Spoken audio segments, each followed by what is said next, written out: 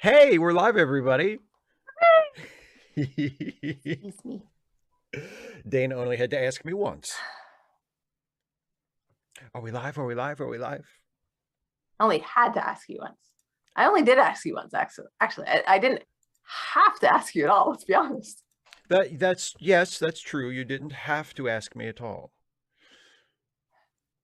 So how are you? You've had kind of Well, an eventful day. today that is a very complicated question. um, of course, yesterday was election day in the United States. Indeed. So there's all of that. Um, Plus I had a doctor's appointment today to check up on my ears. Um, Yes. with my primary care provider. What did she say? Was it that's unusual or that's not good? I'm not sure if she went so far as to say Well, that's not either good. way, it's not something you want your doctor to say. Either way, not real keen on that. Um, Um, but she said there's fluid buildup behind both eardrums, and on the one that was burst, it's pushing so hard on the drum that she can't tell. It's stretched it, and there oh, might still actually be a tear in it. So I can't put anything in. Plus, the fluid buildup is behind the eardrum, so putting in something to like clean out earwax is not going to help all that much. So yeah. it's the inner ear. It's the issue. Maybe the middle ear. Anyway, it's not the stuff that you can get at. So just don't try. Right. So no bother. No sense even trying. Yeah. So I'm on steroids. They gave me a shot of steroids at the office in my hip. Not really feeling it. So wait, there we go. That's actual wood. So there's that. And then she gave me a prescription for oral steroids, and that is take one in the morning. So I haven't actually taken one yet because by the time I got it, it was no longer morning. And she also gave me a prescription for nasal spray steroids. No 255 AD. I forgot what she said. I heard what she said because I noted it, and I forgot what she said. That's we're going to do the ADHD testing starting next year when I have different when I've gone through a change to my insurance, because we were talking about it like in October, and I'm like, wait a minute. We get to make changes to our insurance in November, and I'm going to do that. So I did. So hopefully I won't have to pay as much for my end of it Yeah. over the course of like any testing that we do and stuff like that. Um, oh, Vilcata. Man, I mean, I could do that, but oh, suck. Yeah, Well, so but you haven't. I mean, that wasn't that hasn't recommended, right? that hasn't Your happened doctor yet. didn't say Right. low sodium But diet. yeah, and so they're also referring me to a specialist. I haven't gotten the referral yet, but she said, and she also said, we want to do that as soon as possible. I was like, okay. So that was a little bit concerning. Yeah, Snake Big Hat. I will say also that, I mean, I think I picked it up from my daughter, who works this is her first year working in an elementary school. So all those runny noses, and with it being her first year, she doesn't have the robust immune system. And I think mine's Yeah. down a little bit uh, since COVID, because when you're masked, you're not exposed to as many germs. Yeah. So that's a possibility. Um, anyway, so yeah, I am concerned. But dealing with the hearing loss has been an incredibly frustrating experience. But I think both the ringing and the hearing loss are not as bad as they had been. So that definitely gives me hope. And I mean, worst case scenario, like I lose my hearing. Right. But Which, yeah. even that would be a crisis, but not a catastrophe. I would it would definitely be a challenge. You could So adapt. Yeah, you could adapt, but it would be a real, you it would know, be a bummer. Yeah, a yeah. lot. But yeah, and I don't think, I mean, correct me if I'm wrong, but I don't think you're, at least in terms of your experience, like you have impaired hearing, but it's not even Right. close to gone, right? I mean, you and I talk on the Nope. phone and you don't seem to, yeah, usually you can't, you don't have a problem hearing me. I mean, I think Yeah. there've been a Yeah. few Well, times where I I've will had to say, speak up, but generally um, we can have a yeah. conversation. So yeah. So it's not, I mean, that's literally the worst case scenario. It's yeah. So and And there has I been improvement. And I there's been mean, improvement. So anyway, so yeah, that was tense and frustrating. And then in addition, so I took the day so that I could go to the doctor's appointment. And because of that, my husband and daughter still went to work. So when they left for school, I left and I went to Hardee's to pick up breakfast for everybody. that's And right. And 7 hours later, you returned. the line at Hardee's, it was like long-ish, but it wasn't like crazy long. But then it was so slow. I was just like, oh, man, I pitched a fit, I think, multiple times while in my car by myself. Ugh, so frustrating. Yeah, 255 AD. And that's another thing. So election night was not as bad as it could have been. No, that is I the stayed up headline, I think. yeah, I stayed up a little bit. I was just like, oh God, oh God. I was like, oh, Warnock's ahead by a pretty good bit. I'm like, oh, but like all of the places that are showing pale shading, as in they haven't been turned in yet, most of them are red. I don't know what's gonna Yeah. happen. And so I woke up at Yeah. like 4 and I'm like, what are we doing? Warnock's still ahead. Holy heck. Okay. And almost all the votes are in, but it looks like still the votes that aren't in are still almost all from red areas. But it looks like Walker's not going to beat him out. And if he does, he's not going to have 50%. So it's almost certainly going to be a It's going to go to runoff. a And, runoff. and Yeah. at that point, at 4 a.m., Warnock was at 49.6.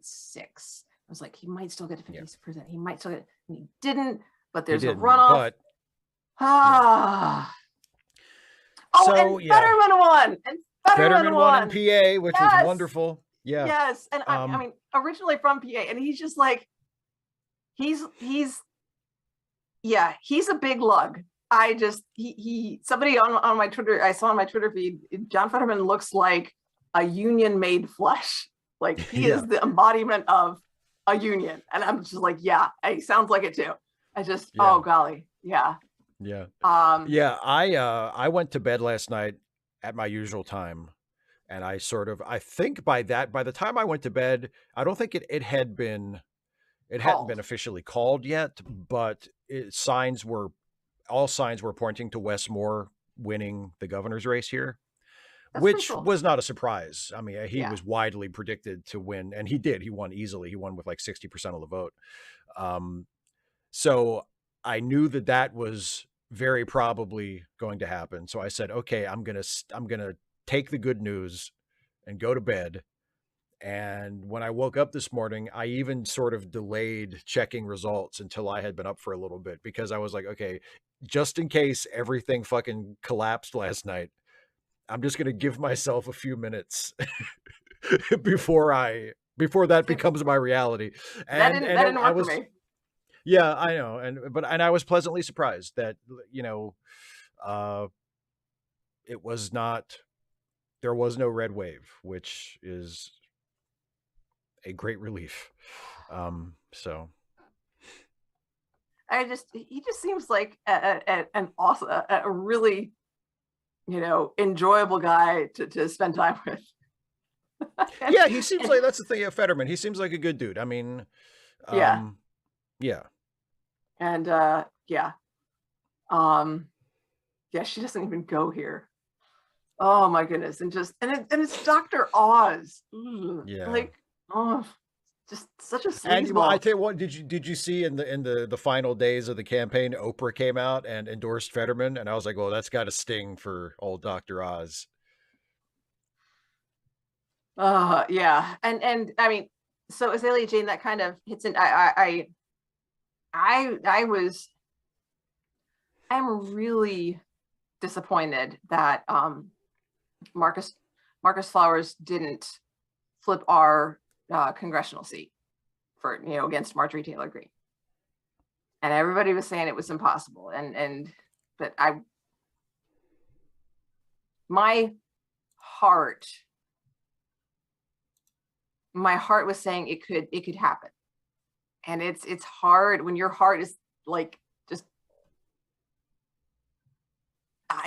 not screaming is what my ears are doing. Actually, my brain, apparently. It's not my ears, it's my brain.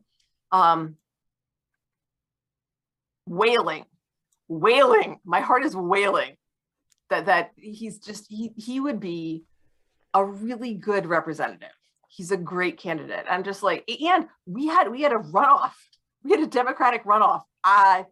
For the first time, and I don't know, like since before I've lived here, since yeah. So, and all three of our candidates were good, and he would be a great representative. And see, Snakebit Cat, that's the thing. When I found out that Lauren Boebert was looking like she was going to lose her seat, I was like, why couldn't Marjorie Taylor Greene have been the one to lose her What seat? about me?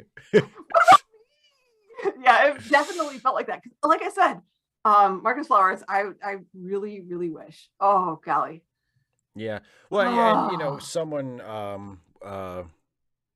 Azalea mentioned how close the governor's race is in Oregon. And I mean, that's sort of, I believe very strongly that we should lean into the win here and be in a good mood about this and treat this as the good news that it is. Mm-hmm. But at the same time, as I said last time, even though last time was a good election for us, don't get complacent. Don't get complacent, but also, I mean, it is just so infuriating that these elections are even close. Pizza's here. Is that the pizza nut? That is pizza. That's the pizza nut. Hang on. It's infuriating that these elections are even close. And yeah, God, Warnock and Walker. Yeah. Well, and it says, and I think it says something. It says something discouraging about the country as a whole that I think some of us still quite don't want to admit, which is that about a third of the people who live here are just irredeemable bastards, and we should just stop pulling out the chair for them because they're just going to pick the chair up and try to murder us with it. So we need to just stop doing that. Yeah. And I feel like there's this ingrained mentality in a lot of us that is making that difficult to do. But I really feel like that's what we have to do, to stop things going really, really bad.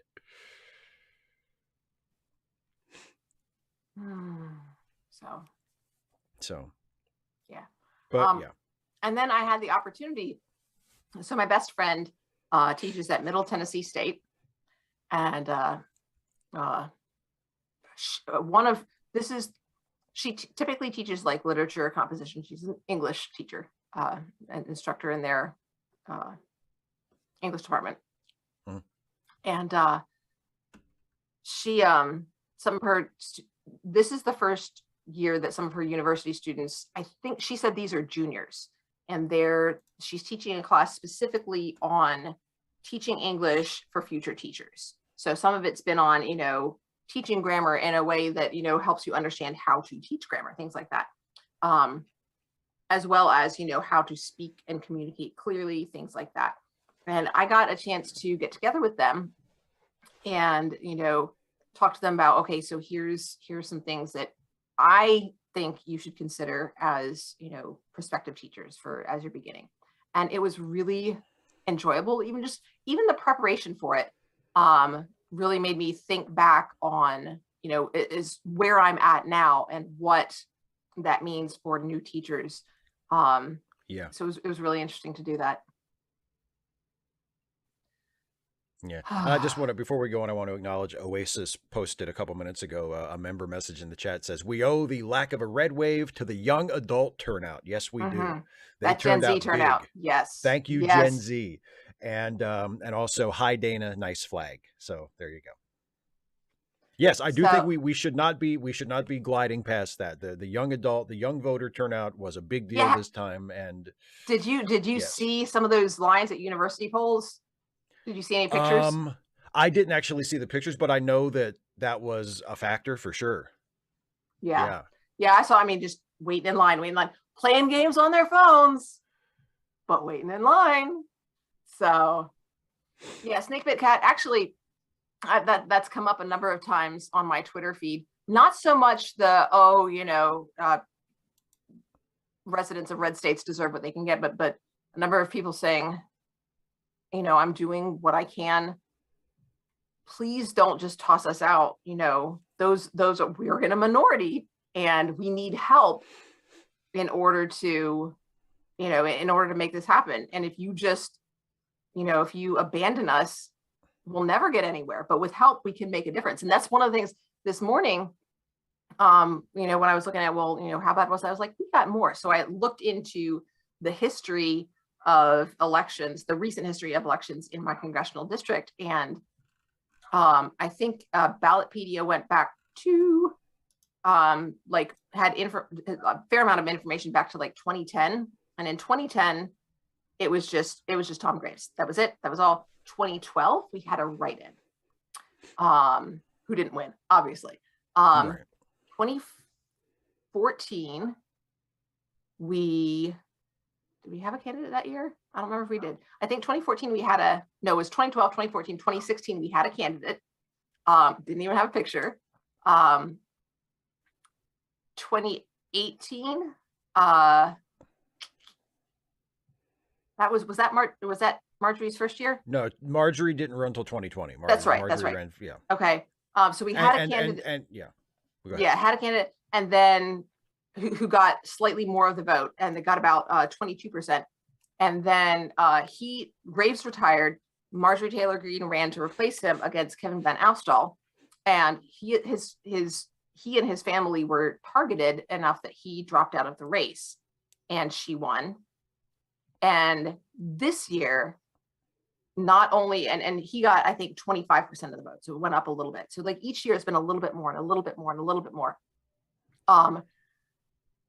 This year, Marcus Flowers got 33% of the vote. And if you look at the number of votes, we got 10 to 15,000 more Democratic votes, which is just, I mean, it's encouraging. Yeah, it's encouraging. We are making progress, and that we've talked so much about incremental progress, and it's frustrating. But if the alternative is to just give up, that's like no progress. Yeah. So yeah, it's really. But looking at that progress was really encouraging, saying, okay, so we need to continue to mobilize our base. Our next priority needs to be doing work for Warnock's runoff, and then immediately after that, finding candidates for 2 years down the road. Because this was also the first year I think that we had a runoff, and we had 3 good candidates. So like we're building. So yeah. I mean, Bill, that it can be frustrating, but it's a long-term process, which can also be frustrating. And we Americans are not very good at making long-term plans and then sticking to them. Like, just as a group, we tend to not do that very well. Y'all heard me say I was complaining about the line at Hardee's this morning. Okay. Yeah. Right. I waited 45 whole minutes for my biscuits. But you stayed in line. That's the lesson there. You stayed in line. I stayed in line and I got my biscuits. But because I told you, Dana, and I mean, the area I live in, like my county, like your county, is extremely red. Extremely, it's just crawling with Trump voters, and the Democratic Party in Washington County is not exactly powerful. But all that being said, Hagerstown, the city of Hagerstown, that I relentlessly talk shit about for being a hellhole, has a Democratic mayor. And the mayor before the current mayor was a Republican, but the mayor before that mayor was also a Democrat. So it is possible through organizing, through building up the party, through playing that long game of, well, we might not get them this time, but let's get out the vote and show people it's possible. And you know what I mean? Mm-hmm. Like it is even in a city as fucked up and racist and all kinds of bad as Hagerstown. And believe me, Hagerstown is a shithole. Because of the conservatives, not because there's lots of really great people that live there, but the town itself is, not a very nice place. And it's because of the bullshit right-wing politics that generally dominate it. But even in that place, it is possible for Democrats to win and take control of the government. So it is, Yeah. it is never a lost cause. It is never a lost cause. So, and I mean, and thinking about that proportion, 1 out of 3 people voted for Marcus Flowers. 1 out of 3 voters. So, I mean, but the thing is, like, the thing that I've been pushing is engagement and connection. Like, because the thing is, you just around here, you just assume everybody is conservative. And if you're not, you talk quietly. Yeah, absolutely. Because you know that you feel like, you feel all alone. But what this shows is you're not. We're not alone, and that's why I'm really, pushing the community engagement and connecting with each other and that kind of thing. And that's another thing that I think will really help us is having those opportunities to get together. Letting people who might be inclined to vote Democrat know that there is a local Democratic Party, for one thing, which a lot of people may not even realize. Mm-hmm. Yep. Azalea Jane has a good question. I don't know. Isn't Hagerstown one of the things on Creationist Cat's list of 5 stupid things about you? I barely even remember that video, so I don't know what the 5 things were. Steve, but I don't feel that's my line. I'm the I don't remember person. You're the forgetter. I will say this. I don't think it's fair to list Hagerstown as a thing about me. Like it just happens to be where I'm from and where I am stuck due to a variety of factors. Like I don't feel like I have any responsibility for it. You could make a difference, Shives. Come on. Own it. What am I supposed to do? Connect with your local Democratic Party. Oh God. I mean, seriously, you were just saying, that there is a local Democratic, which they might not even know about. Have you got any use for a foul-mouthed YouTuber with virtually no local following who... But maybe if you connected with some of your Hagerstown progressives that apparently are out there, you would have a local Hagerstown following. You could put a float in the homecoming parade. The homecoming parade. Yeah. Well, shall we watch the Star Trek episode?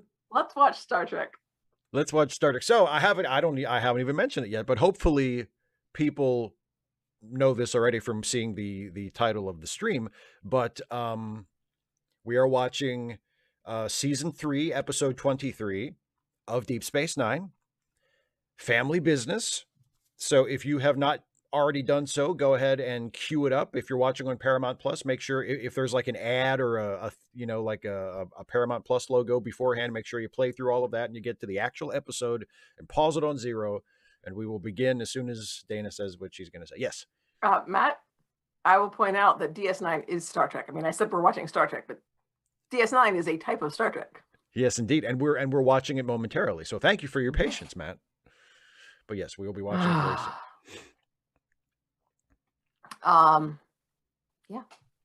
And Steve. Yeah, yes, Dana. Help me remember, because you've got Friday and I've got Saturday, and we do that at the end. But next week, my Friday thing. Yes, I will remind you to no mentioning it until then though. Okay. I won't, but I just don't want to forget. I'll remind you. Okay. Thank you. 25580 Hagerstown does sound like a conservative place, doesn't it? Doesn't sound like a liberal hotbed. Hagerstown. You're like, you hear the name and you're like, No, go ahead. After the show, we can think of what would a liberal, what would a made up name if you were gonna say, okay, this city is very progressive. We'll come up with a name for that one. Okay, I've got one already, but I'll wait until after the show. Okay. As long as you remember it. Not on me. I'll remember. I'll try. Okay. Okay. So everybody has the episode queued up. Hopefully, Dana, you have the episode queued up and ready to go. It's right here, as long as I don't have to reload. I feel like I'm in Halo. Don't have to reload. Reloading. I don't get that reference, and I'm completely fine with that. Halo's a video game, Steve. I know it's a video game. And I've never played it, and I know that. Well, I don't talk to people about video games because I don't play them, so I have no reason to talk to them about it. Okay, you ready? I am ready. I hope our audience is ready as well. Well, I hope so. I will count us in from 3. I'll do 3, 2, 1, play. Everybody hit play when I say play. Here we go. And 3, 2, 1, play. Azalea Jane, it's 6:25. Right on schedule. Yeah. Ooh, cooking. Time to eat the pizza. He's got his healthy salad. Oh, there we go. That's right, baby.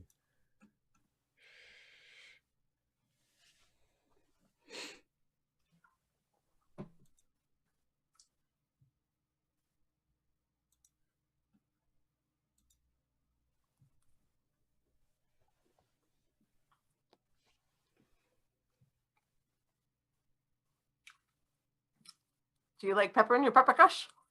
Is that Seinfeld or is that Perfect Strangers? It sounds more like a Perfect Strangers joke, but it may be a Seinfeld joke. I'm not sure.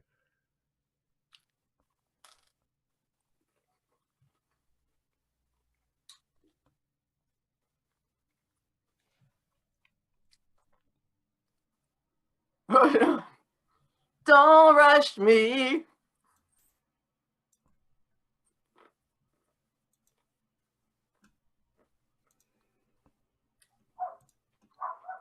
Or else. Well, it's a good thing you're not pushing this thing too hard. He wants to do it his way.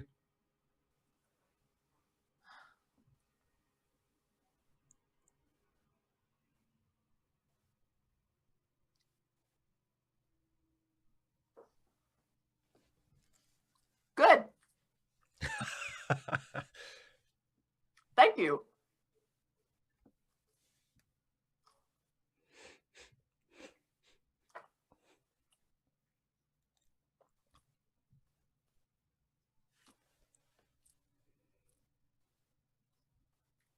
Thanks, chat.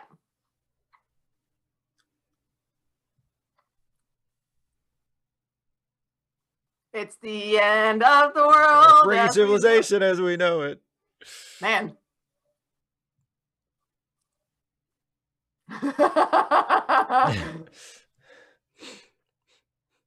Oh, there he is.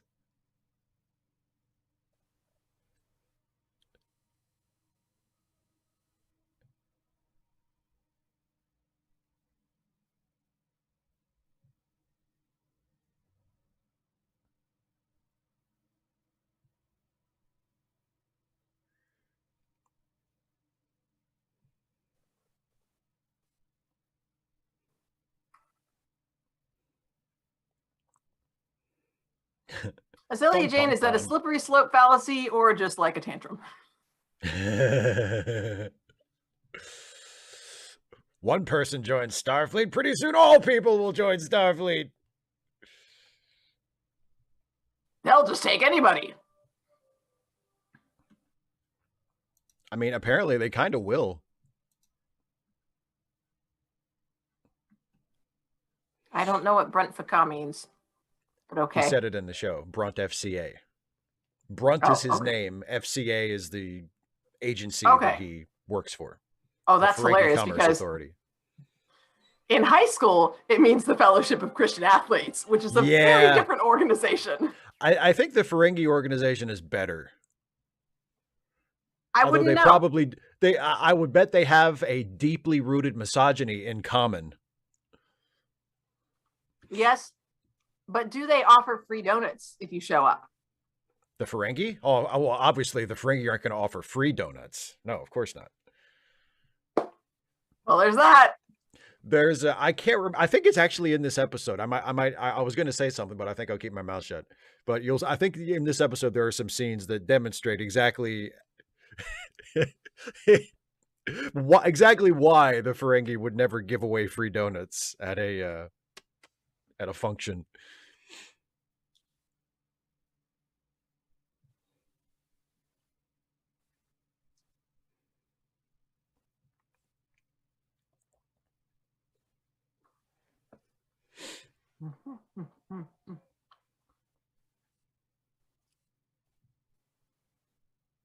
Volcata, or Bond James Bond.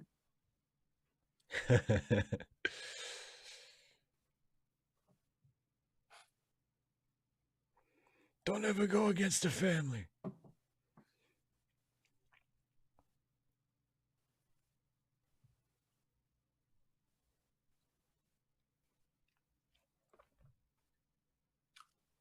Shut up.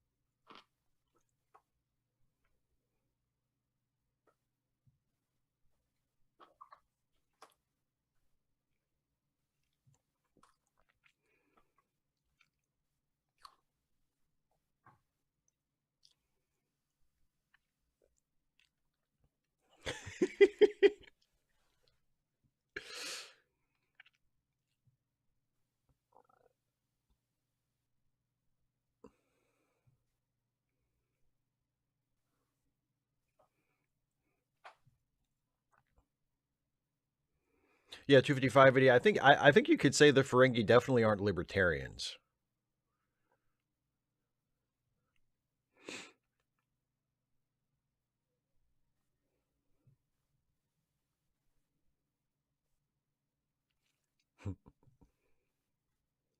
They're here. You're the only Ferengi on the station. Or you're not, but I mean, Well, they're here. Yeah. And if there's trouble, it's you. So you're in trouble.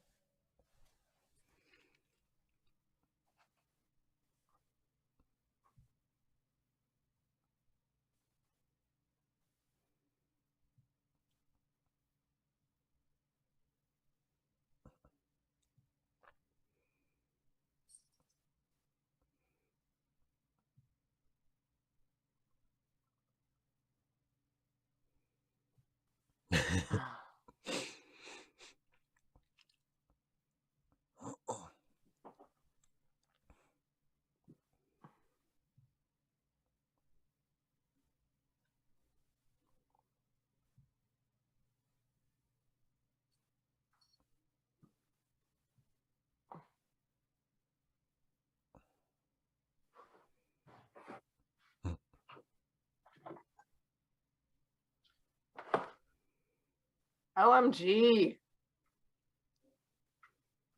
Everybody knows. Everybody knows.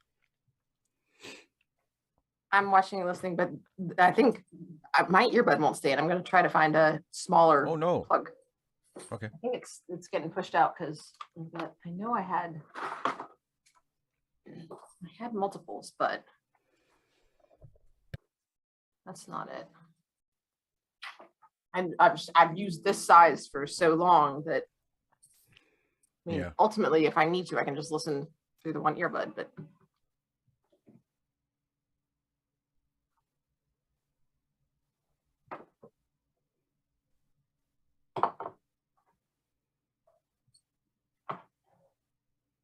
well, we're in episode 3, or not episode, season 3. We're near the end of season 3, so that's how far back we are.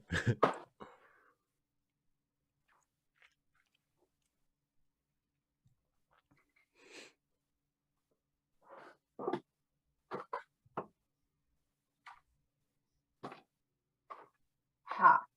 Wait.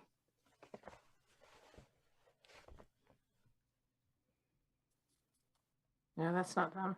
Dang it.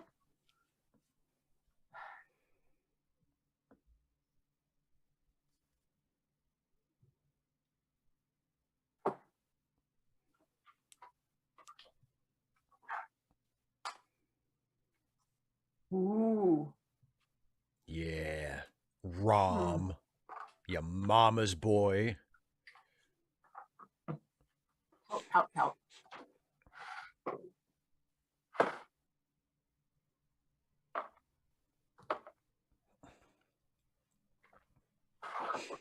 I love Rom too, Azalea. He's one of my favorite characters in the show.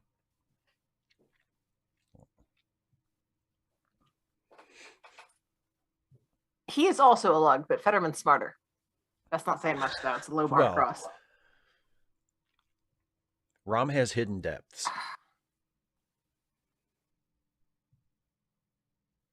Deep depths.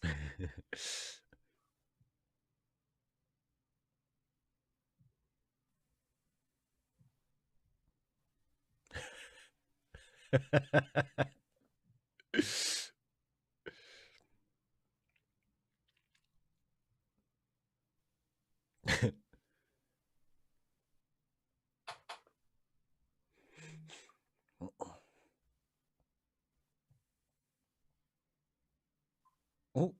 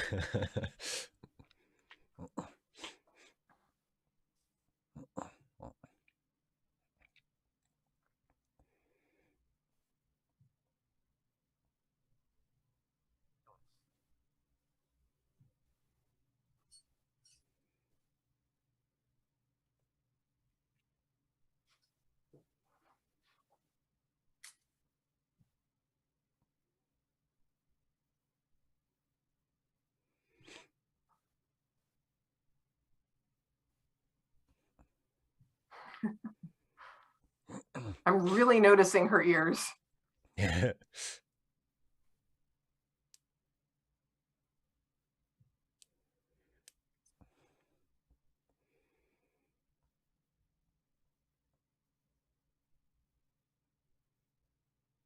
Vilcata, are they women's clothes?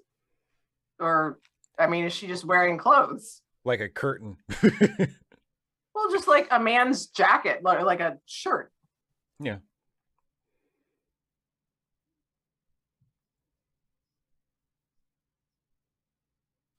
Mixon, I mean, I have students like that. The key is that they're not, to push back anytime they say, well, this might be a stupid idea, but just no, Yeah. we don't use that word at all. It's not. And then I would just highlight, here's what you're doing well.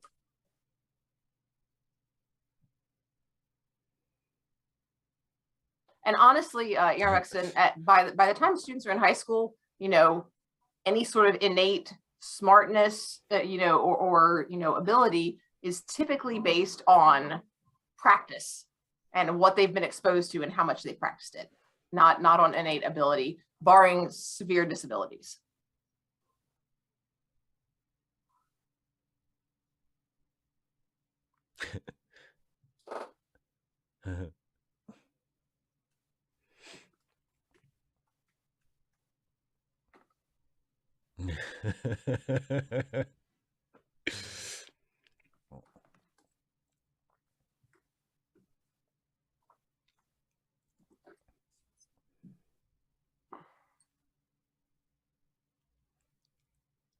And most of them have gone ahead and said, sure, I'd love to meet her.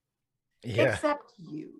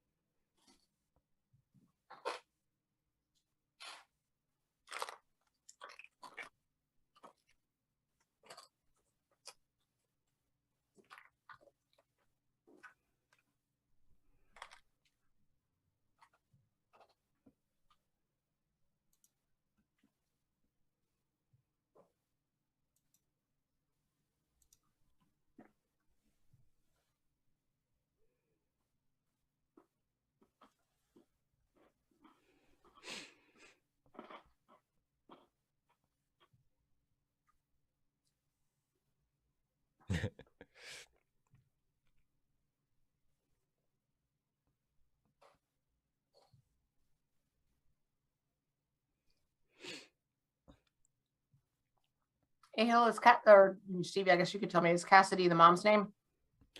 No, Cassidy is the freighter captain that Cisco's to go out with. Ishka is the mom's name.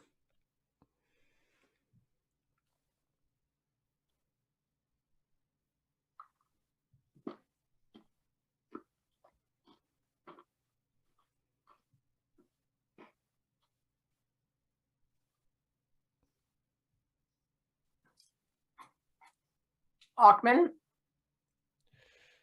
that's not true. If you watch Galaxy Quest, you'll see that some aliens eat ticks. That's right.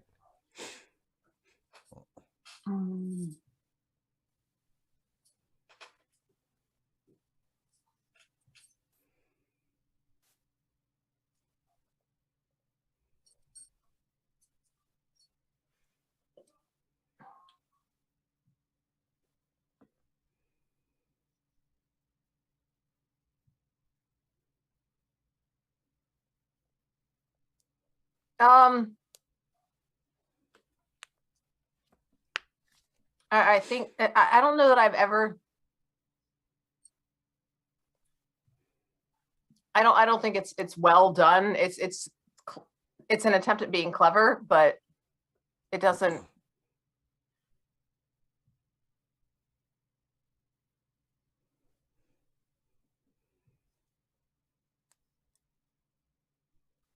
Ahel, when they're eating dinner and the Tim Allen's character says, "Oh, it tastes just like corn-fed Iowa beef," and then they turn to Alan Rickman's character and says, And how do you like your Tetmocklet ticks? Yeah. He says, just like Mother used to make. And then one of them flies up, flips around, drops back in the bowl.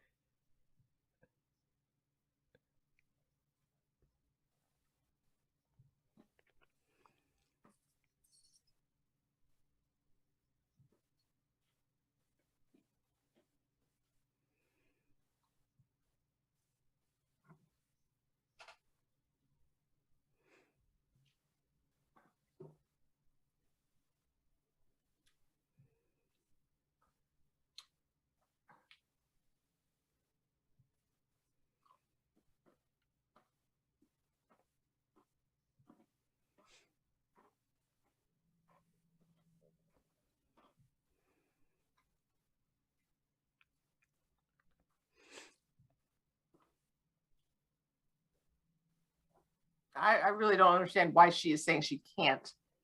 Well, you have to watch the episode.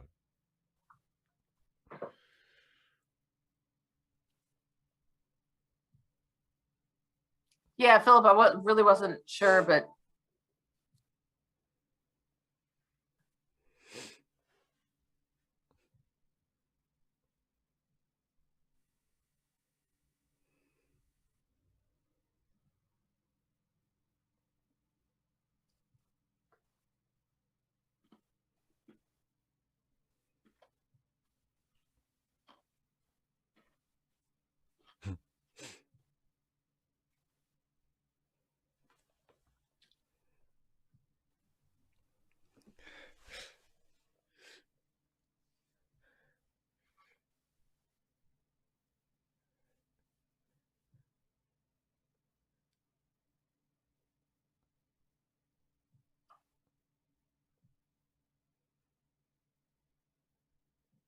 yeah, I don't know that I've ever seen Ferengi men wearing dresses. No. She got it from an off-world trader, let's say.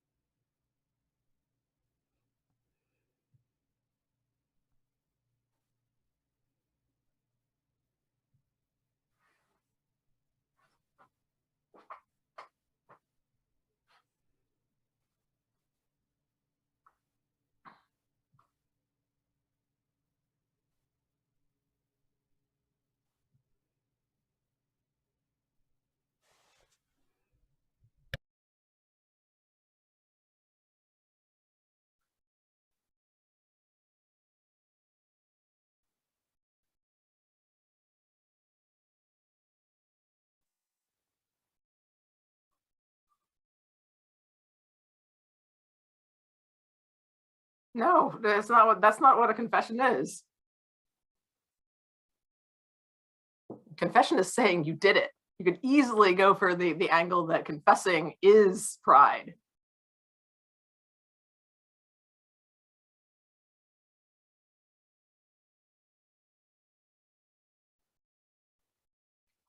Funeral friend, since it hasn't come up in chat, I think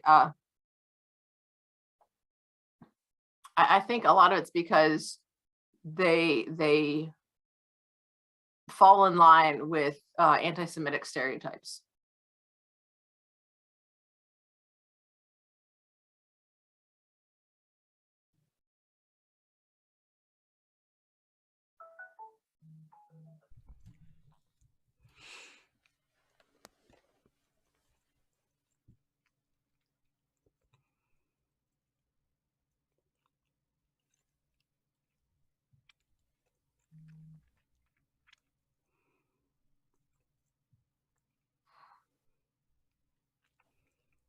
And especially it can, and enduring an unfair punishment is, a classic example of resistance. Protest. Yeah. Yeah.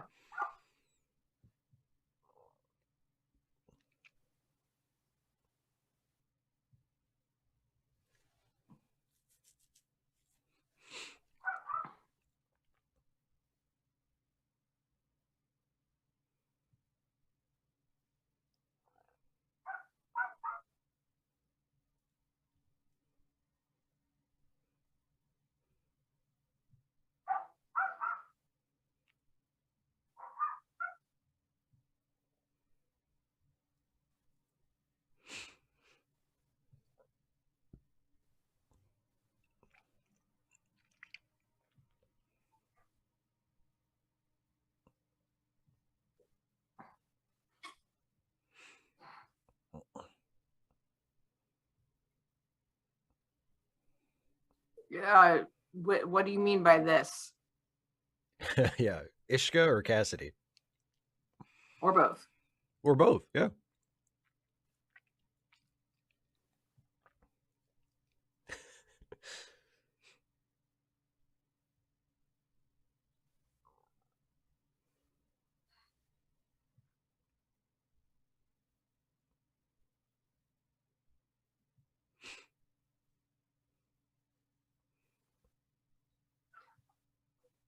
255 AD. I'm kind of curious what the writers' room for this episode looked like.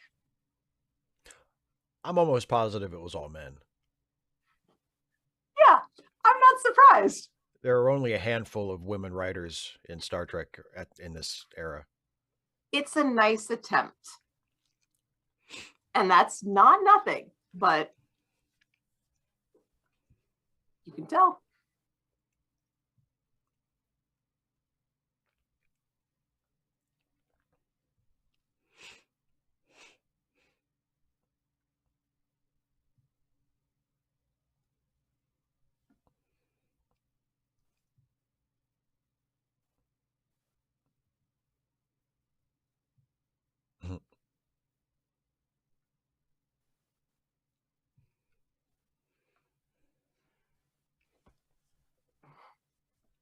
A 90s girl power episode written by dudes, directed by a dude.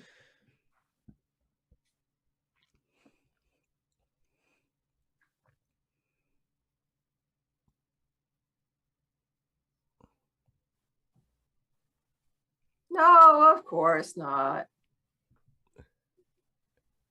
And take it. Oh, wait.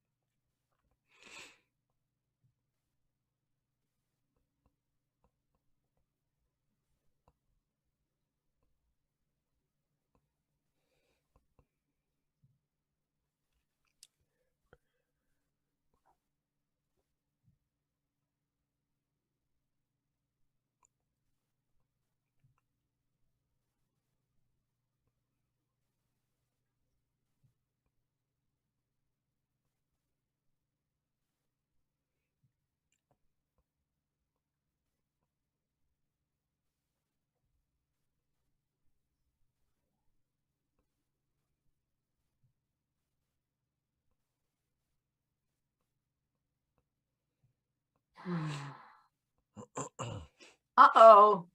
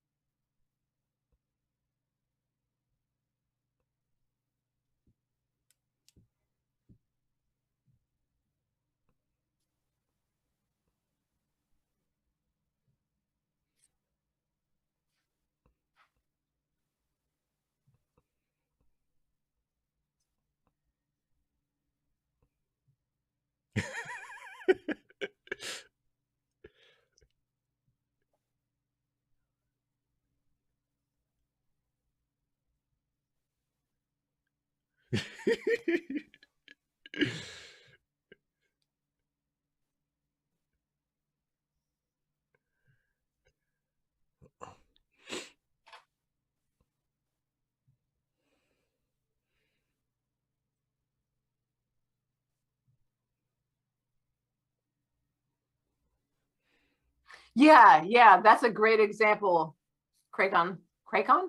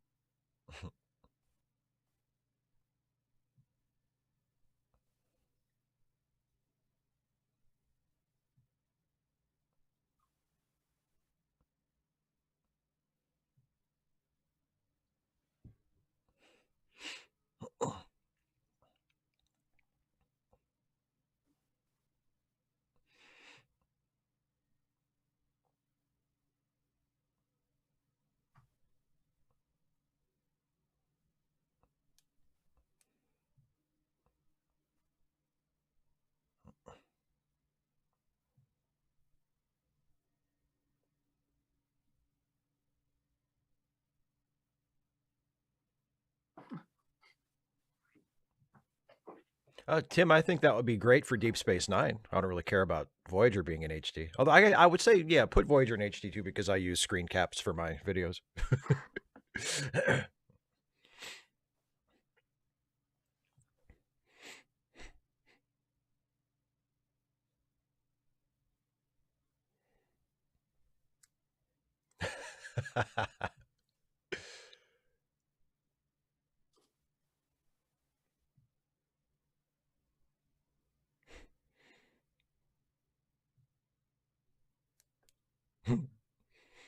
This one's fake.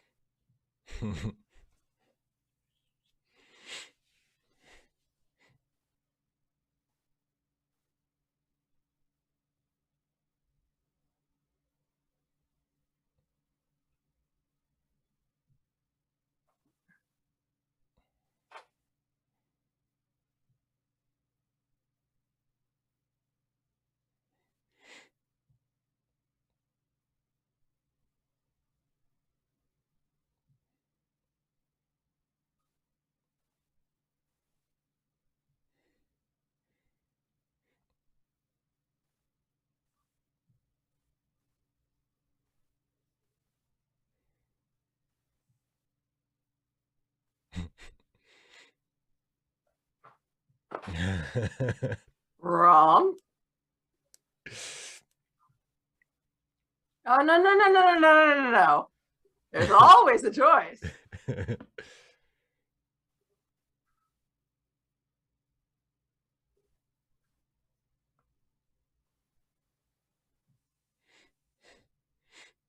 This is feeling very familiar.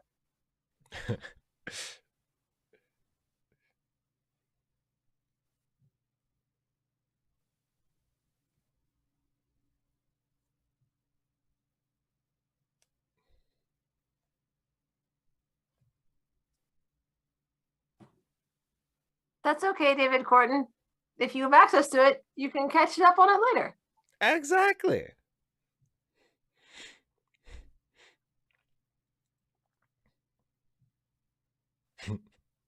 I'm not shouting. All right, I am.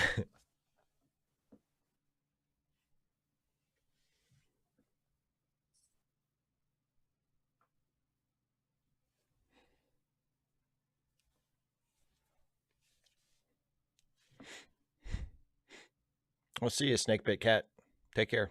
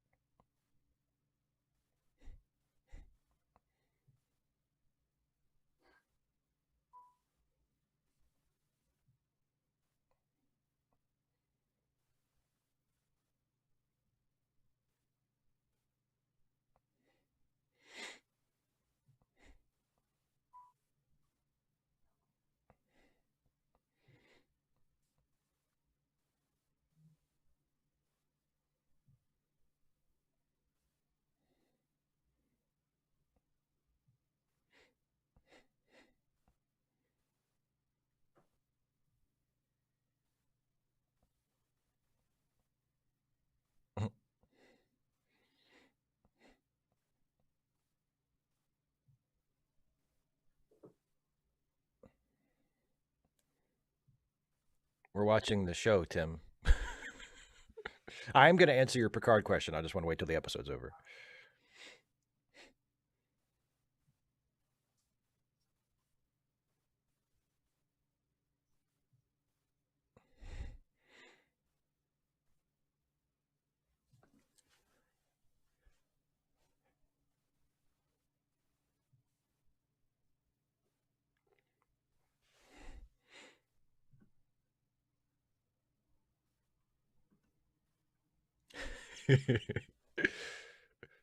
Boing.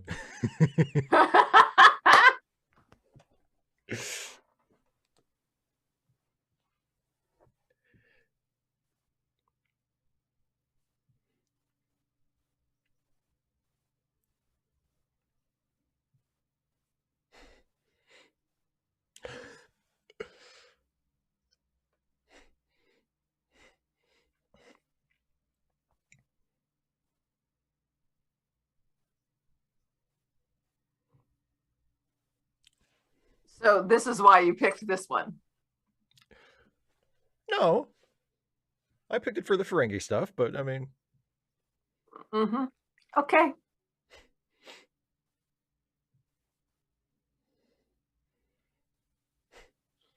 Yay, baseball.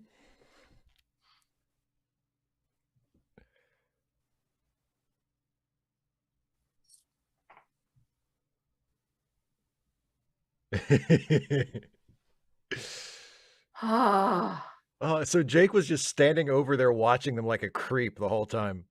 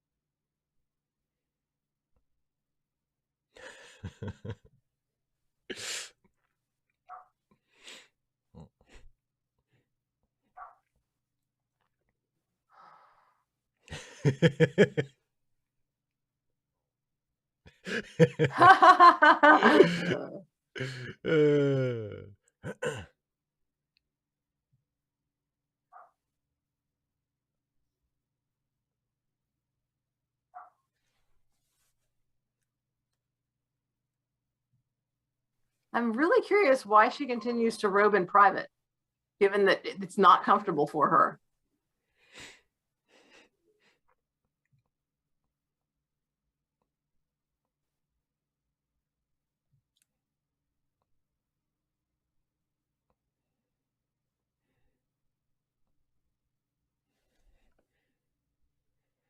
Well, we know what promises from Cork are worth.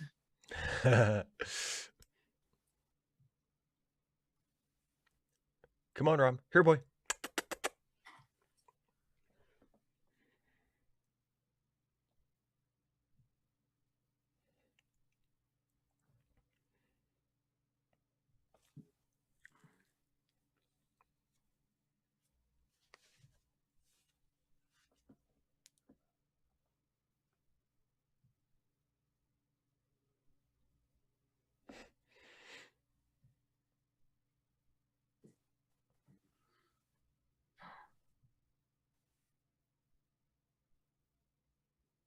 Ha ha ha ha ha.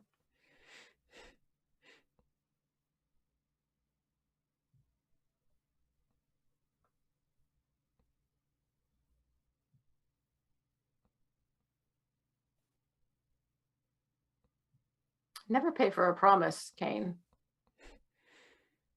Always get a contract.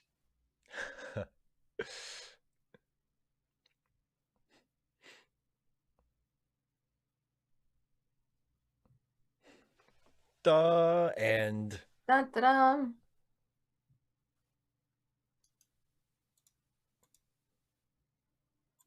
So, Yeah, that's way problematic in retrospect. what? Okay, well, let's talk about that. What did you find problematic about it? Okay, so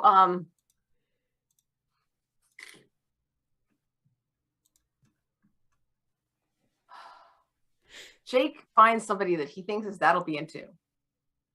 Yes, he does. And I'm sure that the main reason is because they both like baseball. Yeah, I guess in retrospect, I mean, if Jake, Like, yeah, huh? knew that she liked, if Jake knew that she liked baseball, then he would be like, oh, I bet Dad would like her. Although, if Jake knew that, wouldn't he have told his dad that? Wouldn't he have said, she's really cool, and I think you'll really get along, and she likes baseball? They, Like, wouldn't that have been I, part of the sell? my point, that was sarcasm. Okay. Like, Okay. like, I thought it was really thickly laid on too. Yeah, I mean, how many other Black characters have we seen on the show? Yeah. Well, again, like that's, unfortunately, that's an artifact of how Yes, TV was back exactly, then. I exactly. mean, yeah. And now looking back on it, it's like, okay, problematic. But Yeah. yes, just having a female Black character on a show, I guess, might have been progressive in the 90s. Ugh. And of course, not dark skinned. Very important. Oh, yeah. Again, unfortunately, I forgot to bring that up when we watched Little Miss Sunshine. So we did another video today where for the first times and favorites, they pan past a dark skinned Black character in the pageant. Never see her. She's never in any of the shots. She's not one of the ones featured She's not one of the ones featured in the audience. She's not one of the ones featured backstage. Certainly not one of the ones featured during the talent competition. She's not one of the ones who walks out. And I'm just like, okay, that's interesting. Yeah. Tim, the episode we just watched was Family Business. And since I'm addressing Tim, I want to circle back to a question that he asked a little bit ago, and then we can talk more about the episode. Sure, go Tim said, am I hopeful for season 3 of Picard with the entire TNG cast coming back? No. I know. Oh, no. I will say this. My hope is that it will be entertainingly bad. I have no hope that it will actually be a good show. Now my mind is open. I would love to be proven wrong. I would love for them to surprise me. But I mean, people who have followed my stuff lately, especially, know that I think season 2 of Picard is the worst season of Star Trek ever made by quite a margin. So are you going to watch season 3? Oh yeah. Actually, I think the plan is for me and Jason to watch it together and to review it together. Oh, are you guys going to do video reviews? I think so. Yeah. Yeah, that's the idea.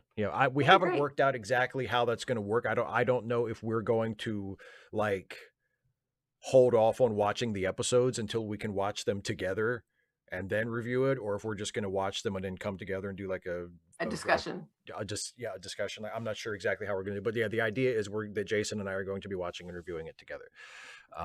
So yeah, but no, I don't expect it to be a good show. I'm hoping it will be like entertainingly bad.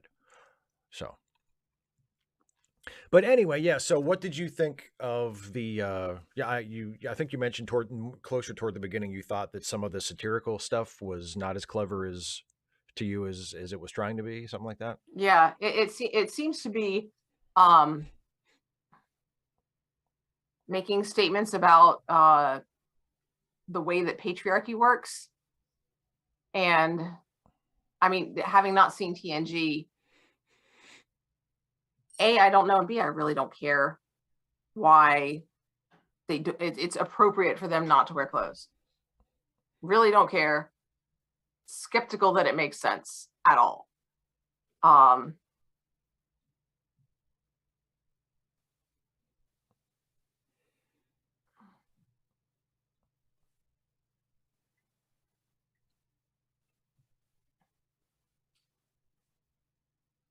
The whole wanting to prove, like the framing of wanting to prove that you're as good as any person of a different gender, of the dominant gender. Right. Framing it as progressive is a problem, because it's not progressive. It's not, like, at all. Like even in that culture where women are like literally legally forbidden from wearing clothes and conducting any kind of but the commerce. show is not set in that. It's not actually set in that culture, and we're not in that culture. And the show is for us.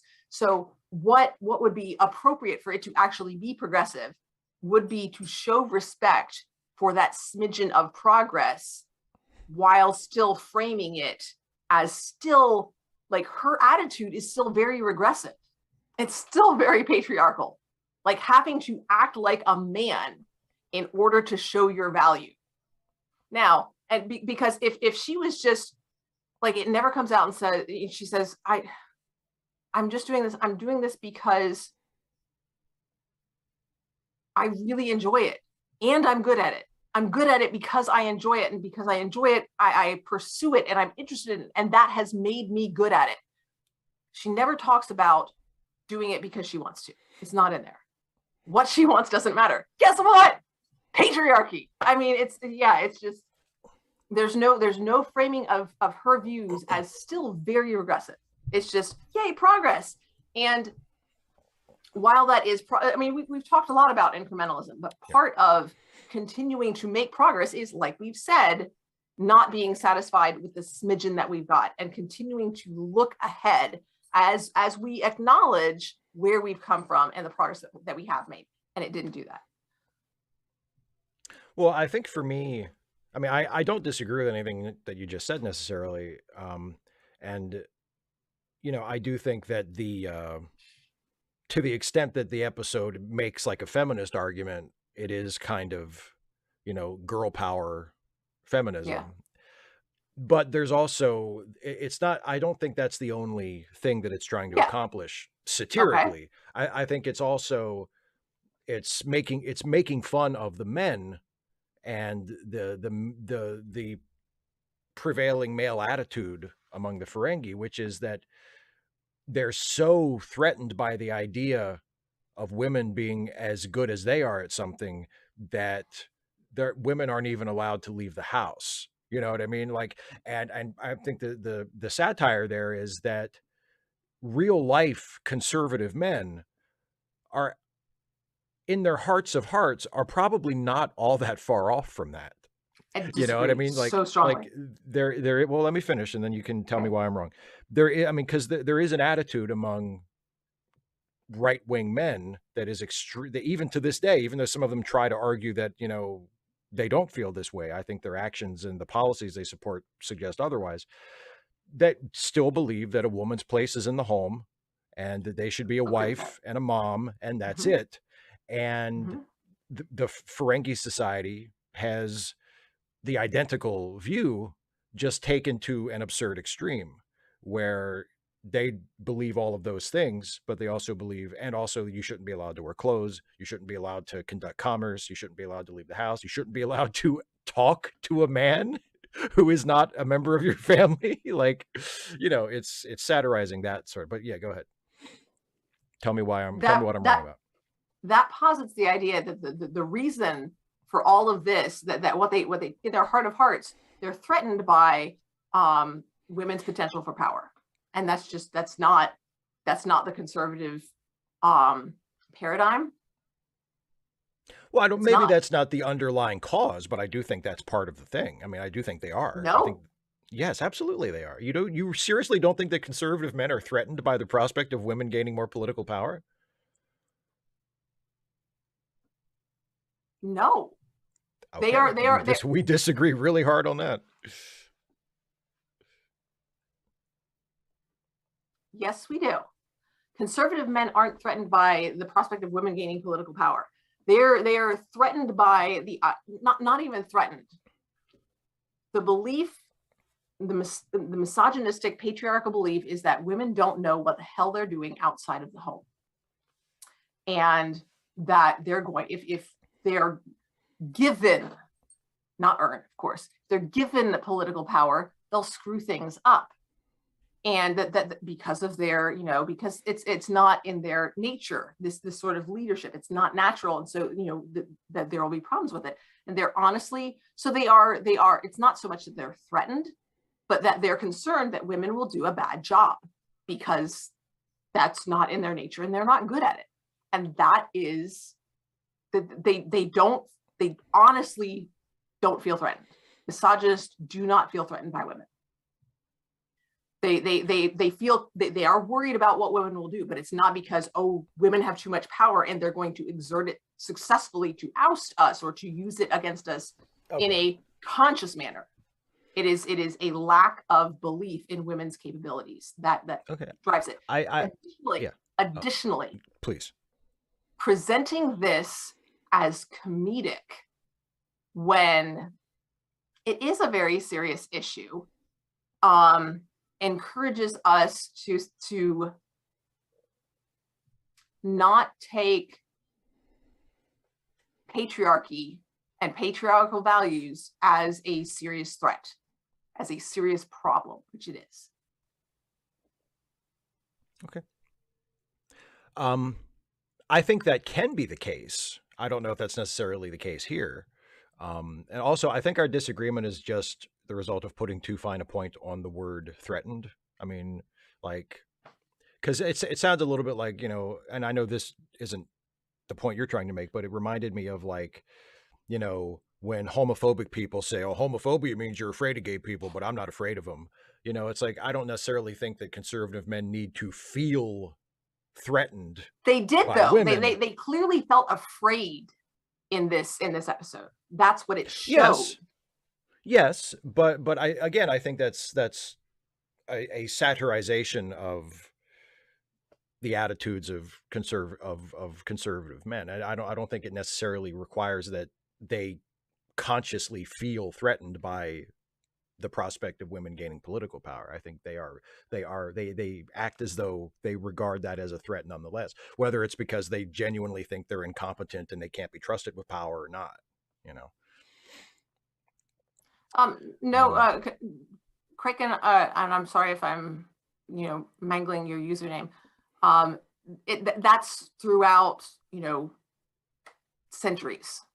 That literally, you know, men don't think women have that, you know, the capability to act in the public sphere, and generations through centuries, possibly millennia. It's in Roman times, it was, you know, just common that women weren't suited for for public life. And I think if it's attempting to satirize it, it's doing so unsuccessfully. Just making a problem into a joke isn't effective satire. In this case, what comes across as it's poo-pooing a serious problem. Okay. I mean, it doesn't come across like that to me, but, you know, to each their own. Mm-hmm. And I'm not even necessarily saying that this is like razor sharp satire. I don't think it is, but I don't think there's anything. I think there is an attempt at mocking the patriarchal mindset. I think that is the attempt to mock it, but it does so in a way that I don't want to say that it diminishes it. It acts as though it's less entrenched or maybe powerful than it is. And then also the bit about them being scandalized by, you know, the clothed female form. That's not how misogynistic patriarchal men react to the unclothed female form or the provocatively dressed female form. And so again, that was another thing that, you know, I pretty sure I rolled my eyes at a couple of times. So yeah, it's I understood. I liked in the scene where the two brothers were fighting. I really liked that. I thought they did a good job with that. I thought the physical comedy was enjoyable. Yeah. I thought their delivery of their lines was both like it managed to be both comedic but also, you know, it seemed heartfelt, and that made it, you know, pathetic, but not just it didn't make me roll my eyes. It was like, oh guys, oh, it was kind of sweet. Yeah. I thought, So I thought Armin Shimmerman especially is just excellent throughout the entire episode. Um, I think it's one of his better whole episode performances as Quark, and I think he does a great job as Quark, just generally speaking. But it's fantastic to me because you're never really on Quark's side. Like Quark is clearly in the wrong in terms of how he treats his mother, and of course, how he defends the Ferengi system, and you don't agree with him, and you never mhm. really sympathize with him as far as that goes. But Armin Shimmerman manages to play it so well so that like you feel his frustration and you feel him like reaching the end of his rope with his mother, and and it's so funny, and his line deliveries are fantastic, and his exchanges with Rom are really good, and it's just I think it's one of the better Quark episodes just in terms of performance to me.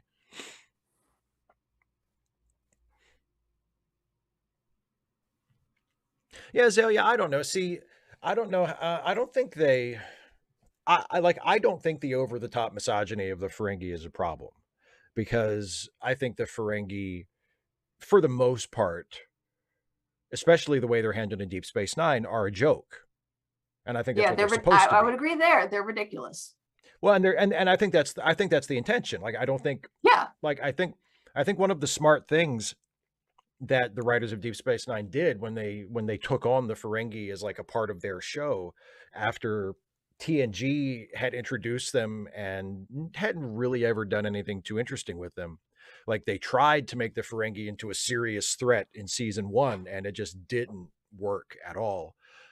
Nobody took them seriously. So the writers of Deep Space Nine said, okay, then let's not take them seriously. Let's use them for comedy. Let's use them for satire. Let's not try to paint them as like a serious enemy of the Federation.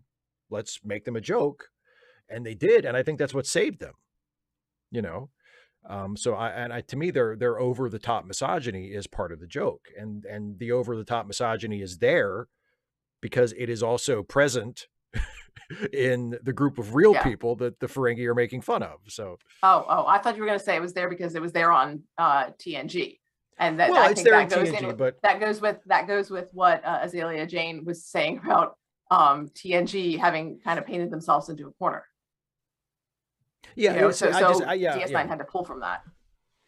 Like I said, I don't think the over the top misogyny of the Ferengi is necessarily a problem, because I it's do. supposed we're supposed it's No, satirical. Go yes, ahead. that's what I have the problem with. It's not. It attempts to be satirical and it fails miserably. They Yeah. come across Well, as they come we really across disagree on that. they come across they come across as ridiculous.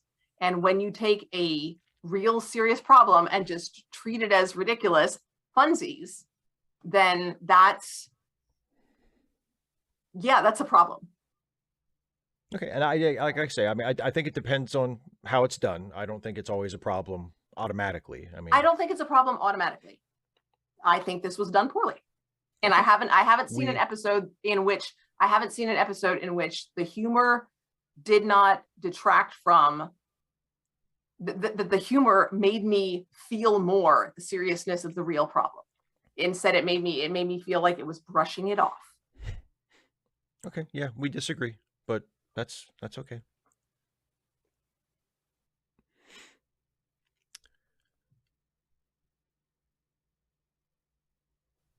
255 AD says, "Do you get what I mean? For a misogynist, having a female boss is like having a 5-year-old promoted ahead of you." Yeah, no, yeah, that I totally believe that's probably something close to the mindset. Um, James Buchanan, yes, yeah, that too. yeah, a little bit. I mean, I think, yeah, I think the Ferengi catch a lot of deserved flack for being anti-Semitic.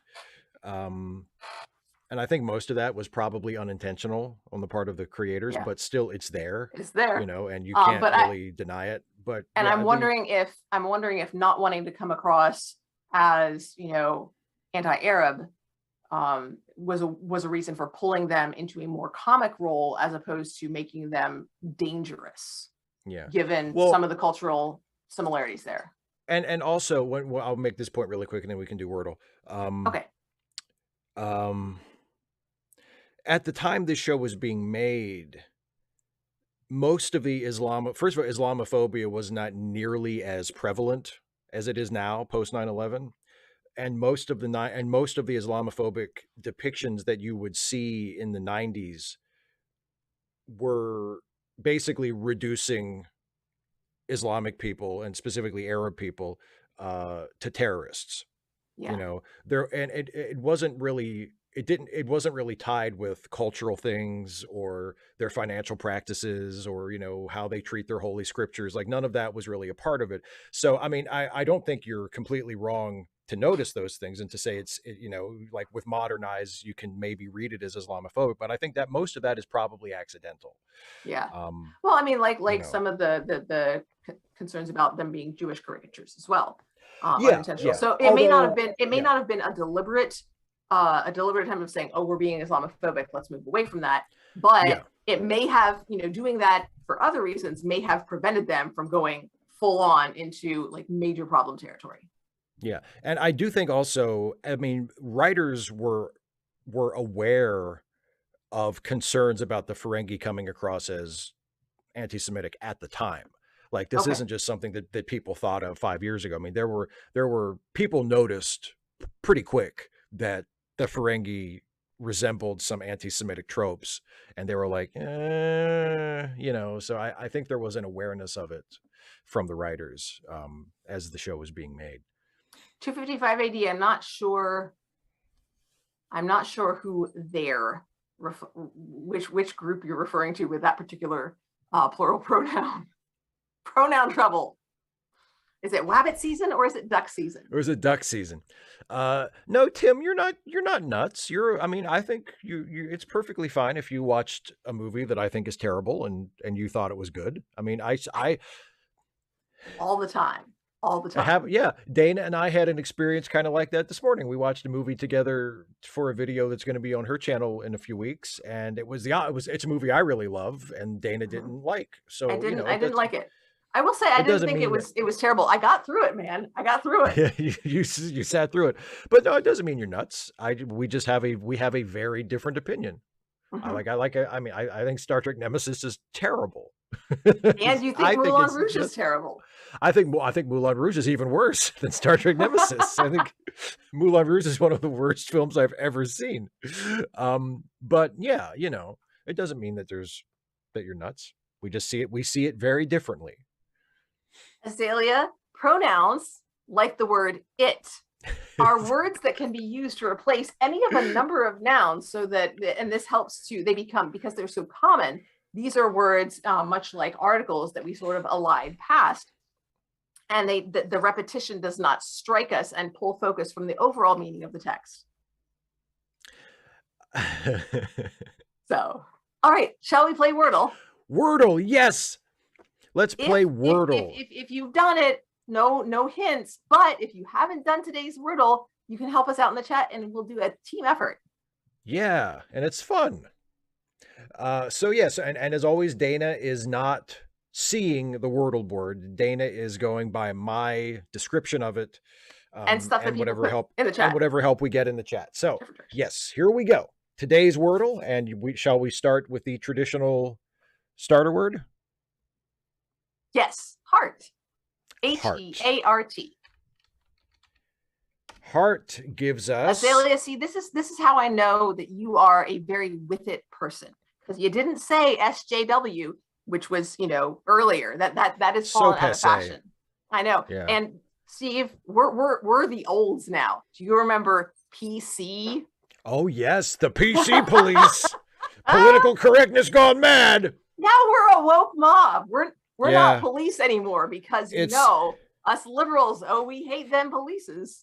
Now we're not. Exactly. Now we're not PC. We're woke, which is totally different. And definitely not the same thing they've been complaining about for 50 years. Anyway, and then some. Yes, and then some. So heart gives us an A and an R, but in the wrong places. Okay. Well, let's give us. Radical bacon, we usually don't get it in 3 since I have my second. Lions. Lions. Let's see what that gives us. Ooh, that gives us an I in the wrong place and an N in the right place. Ooh. So now we know that the 4th letter is an N and there is an I, an A, and an R in amongst there somewhere. Oh, well, it can't be rains because there's no S. There's no S, yeah. And also no plural words, I think we've said recently. Somebody said that, which I'm shocked by, but. Well, Empress Meg, the next to last letter is an N. So the R has to be somewhere else. And so we need an N in it.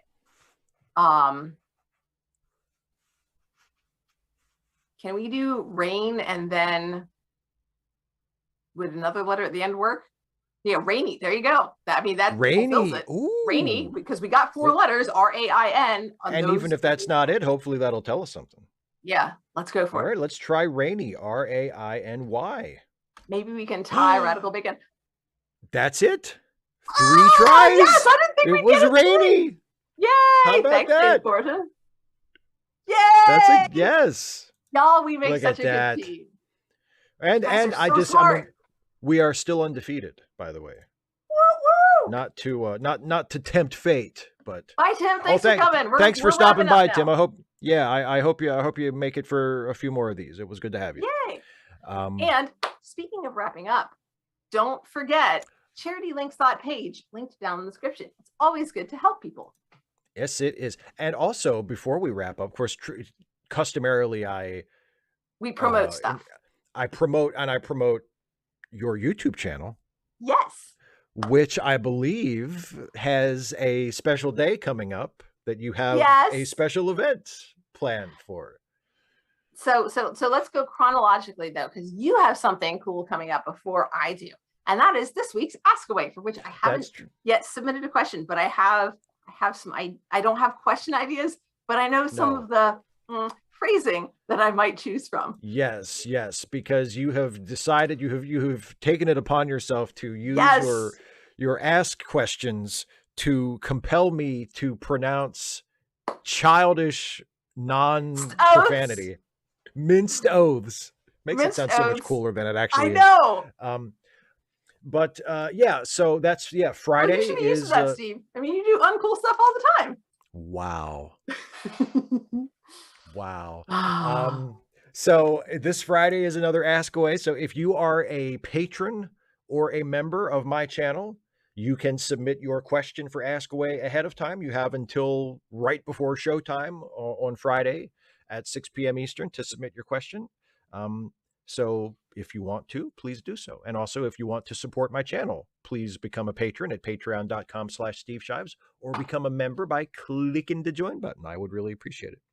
And ding the bell. And ding the bell to subscribe and get all the notifications and stuff. And if you want to support Dana, youtube.com/DanaColeDares and patreon.com/DanaColeDares. And cuss in that one. Yes, if you want to hear Dana cuss, you have to pay for it. You have to become a patron. Or you have to get really lucky. And sometimes when I'm just I was watching my language tonight. Let me tell you, I was being, because you let one slip a few weeks ago. Whew. It was an F-bomb too. Yeah, it was. It was a good one. I'm so glad these are not on my channel. But then the day after that is Saturday, and it's a Saturday for the Saturday 6. The Saturday 6 this Saturday, the day after. I have a few items in mind already, but I'm gonna have to reflect and sort of prioritize, because I also like to make sure that I do not just my thing, national thing, my thing, world thing, like that. But I do try to not have it be like my thing, national thing.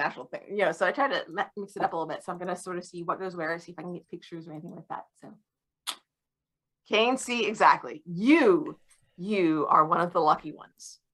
You should feel very special. And then next week from Friday, a week from this Friday. Next week, today. A week from today. Oh, a week from another one of these. We're going chronologically. Yes, a week from today, we're watching part 3 of North and South. Yes. Which will be will be very cool. And then a And week then from Friday on your channel. Go ahead. have another live stream, and this one is my Chaniversary. So I'm doing a Chaniversary party because it'll be. I didn't do one last year because I just didn't think of it, but it'll be 2 years Your since I started my your YouTube. 2-year YouTube Chaniversary. And it'll be it's the and I should be able to remember it because it's the Friday before Thanksgiving, because that was the week that our school shut down. Our school was completely closed. That was the end of that week. And so I had some time to actually get a video produced. Friday's when it went up live on the channel, because several weeks before that, the peanuts at our school decided that they were tired of quarantining and had a ginormous Halloween party. And in the subsequent weeks, our cases went like through the roof. And we're like, okay, so everybody's sick, so the school is just closed. Oh, gracious. So there is still, COVID is still out there, but yes, it's not as bad as it was. And I'm very grateful. That might be one of my Saturday sixes. I am grateful that we will have school next week because the plague is not as bad as it was. Yeah, not as bad as it was. So that will be on your channel a week from this Friday. I'm very excited. Starting at 6 Eastern. Yep. That's very cool. And we will promote it again on Friday, and you'll promote it on your channel on Saturday, and we'll promote it next week too. Thank you. So yeah, next week we will be watching North and South episode 3, and then the following week we will be back to Deep Space Nine and Azalea. We're not to Facets quite yet. We are going to watch Shakar. That'll be the next Deep Space Nine episode that we watch. I was going to skip that one. Facets will be after that one. I was going to skip Shakar, but I went back and looked at it, and I was like, I think I want to watch this one. So we're going to watch Shakar, and then we're going to watch Facets 2 weeks after that. Will you put a note in, because I want you to tell me what made you change your mind?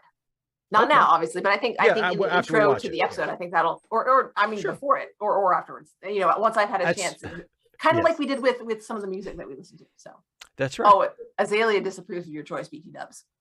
So Azalea, you should show up around, I don't know, 7:15 or so, maybe 7:20, like after we watch it. After we watch it, to see why Steve says he changed his mind and decided to include it. So then you can tell him why he's wrong. There you go. I won't be the only one doing that. As if you need help. I don't need help, Steve. But unlike Captain Cassidy, I welcome it. See, I remembered a thing. Captain Cassidy, you don't like baseball. No. Although it was fun. I mean, the things that he mentioned, wood bats versus not aluminum, but whatever the thing, special plastic, whatever they called it. It was a special plastic of some sort. Yeah. But yeah. All right. Have we done all the things? Have we said all the things that we need to say and done all the things we need to do? I think so. I think we can call this one good. Awesome. So we'll see you on Friday. Yes, absolutely. Even though we had quibbles with the episode, I enjoyed this live stream. I really did. I'm so glad. I enjoyed it too. Good.